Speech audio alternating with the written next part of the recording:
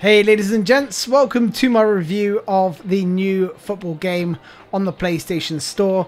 And as Konami have pointed out, this is just to test the online performance and look at the underlying netcode. And we shouldn't be looking at the way it looks, feels or plays. My only concern is that the survey asks what we thought about the gameplay, and the first message you receive is to say that this is an open beta and they hope it whets our appetite. So I've played about 50 plus matches now to form a better opinion than my initial impressions video, and I'm going to try and give it a nice balanced look, things I like, things I dislike. So is it as bad as my initial impression? No, it isn't, but it's still not great. So today I'm going to play Devil's Advocate, and managing this new football game is in fact PES 2022 beta. And like I said, I'm going to share the things I like, the things I dislike, and then some stuff that I simply can't decide whether I like them or not. If the aim of this release is to test online performance, then Konami have succeeded in my opinion, as only a couple of my matches were played with lag, and I had one freeze completely in over 50 games. In PES 2020 and 2021, I lagged pretty severely, and it was quite often as well, so just ended up avoiding online play altogether. 2019 wasn't too bad, but 2018 was probably the most enjoyable from a lag point of view. In my initial impressions video, I complained about the passing as I set it to PA1, which is actually the most assisted version of passing. And since switching to PA3, the passing feels much better and the ball goes exactly where I want it to.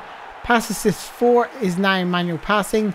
I still believe, however, there should only be manual and Pass Assist 3. There's simply no assist, no need for Pass Assistance 1 or 2, which are the most assisted. Skill moves feel really responsive. Considering this was online, I had no problems timing skills like La Croqueta or a Hocus Pocus move as my opponent's players closed in, and I soon found myself skipping past players with relative ease, but at the same time it didn't feel like it was overpowered. It felt like I had a nice balance to it. Dribbling with the ball felt really good too, especially with the haptic feedback on the PS5 controller. I felt like I had good control of my player, and the weightiness of the defenders meant you could twist defenders inside and out and slalom your way through numerous defenders before smashing one into the back of the net. Very rarely do I perform slide tackles, but those that I did went exactly where I wanted them to, and they felt really responsive. And from the moment I pressed the button, the action happened on screen, which was good in terms of a lag point of view. I really love the attention to detail on this new Unreal Engine. The way the cameraman behind the goal runs to position when a player scores, players kicking the ball off if another ball is introduced to the game, the pre-match sprinklers watering the pitch, the way the players warm up before the match is about to begin. The kit selection screen looks really professional and well done. And choosing the team on a map is a very cool feature too. So there's lots to like about the new user interface look. So even after my early frustrations, I find that there's actually certainly a lot to like if you dig a little deeper and open your eyes. So onto the things I dislike. The general left stick movement and lack of control over my players is really poor. It feels kind of floaty, whether it's the weightiness of the players, but I find that if you get caught facing the wrong direction and your opponent darts past you or you haven't selected your player quick enough, it takes a few seconds to get your player to react, stop, turn and then chase, at which point you may as well select another player because he's completely out of the game. You're not going to catch him. So I feel like if you're always preempting your opponent's moves, even if they're really basic, he's just running through the middle midfield, you think he's going to turn, he doesn't turn, get it wrong and he's past you and he's running at your defense. So it can have some serious consequences. One of the biggest dislikes from me, and from a defensive point of view, is the lack of player selection using the right analog stick. I didn't realize how often I used it until I got to this game, because I was like, oh, the right analog stick doesn't work. You can't select defenders with the right analog stick. So tracking the ball, tracking off the ball runners or wanting to adjust the defender's position slightly to cut out a passing lane isn't going to happen unless the secondary player indicator is over the player you need, which it rarely is. At the moment, the physical defending button feels a bit like a cheat code on how to tackle. You can literally knock players all over the place without giving a foul, whilst on the opposite side of the spectrum, you've got the standing tackle, which just feels pointless and often results in a foul unless you're stood directly in front of your opponent. So both of these buttons have some balance issues that definitely need to be fixed. The defensive AI needs some serious work. I've seen 2 defenders mark 1 striker, or you position a defender to prevent a ball going through to their striker, but nearly always goes through your players anyway. Without the right analog stick to select players, this already makes defending difficult as it is. The shielding button I find needs some work as well, often resulting in a player completely disconnecting from the ball. This can make for some awkward moments when 1 minute you're in control of the ball and then he just abandons it. The camera zooming in and out randomly makes it very difficult to see aspects of the pitch at certain times, and then suddenly you could be at the far side of the pitch and it zooms out. There's no real consistency. Also, I'm not a fan of the way it zooms out when a goal is scored. It looks like they're trying to do the same as FIFA to try and capture that crowd reaction.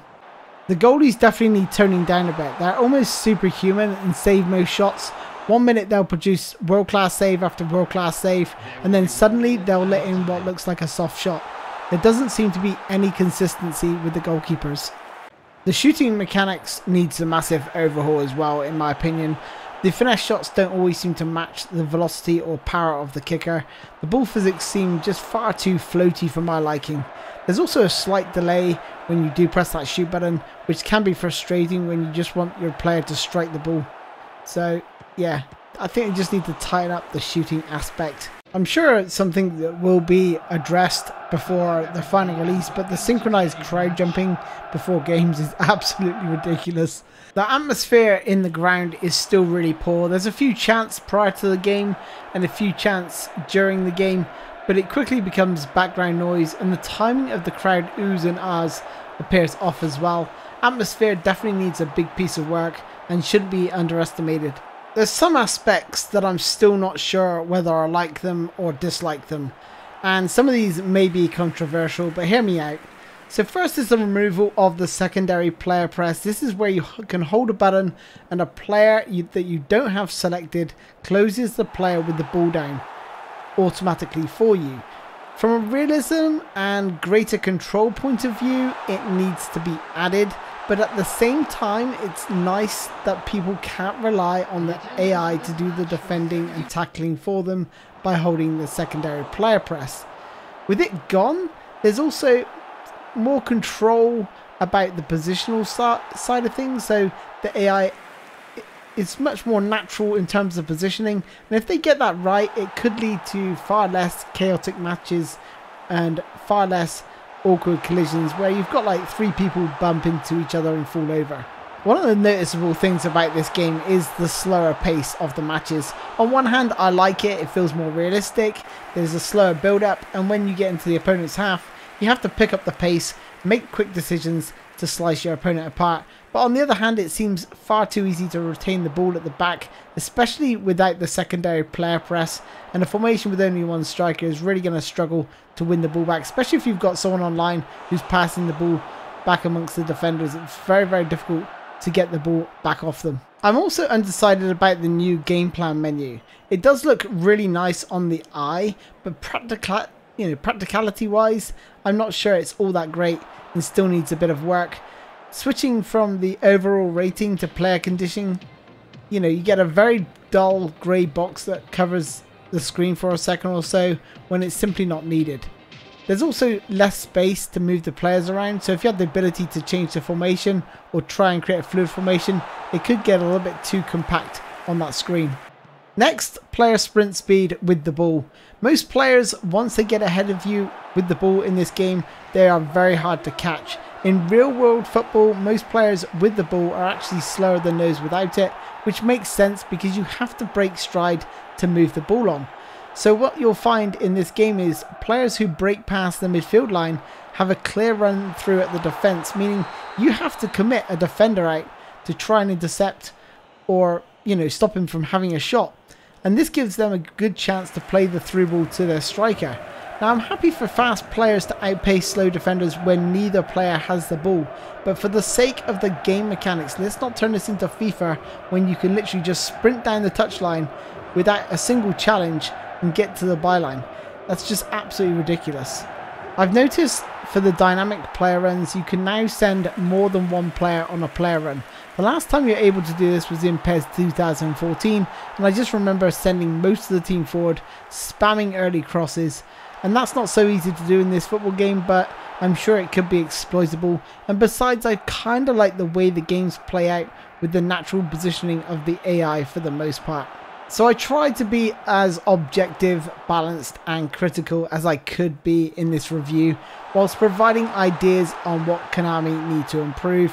Hopefully they'll see this and make changes to the beta, as in its current form it's simply not good enough, and I believe they're aware of that with the tweets they've put out recently. Anyway, that's all from me, ladies and gents. Thanks for joining me, and I look forward to seeing you guys in my future videos. Don't forget to like, share and subscribe. Until next time guys, bye bye.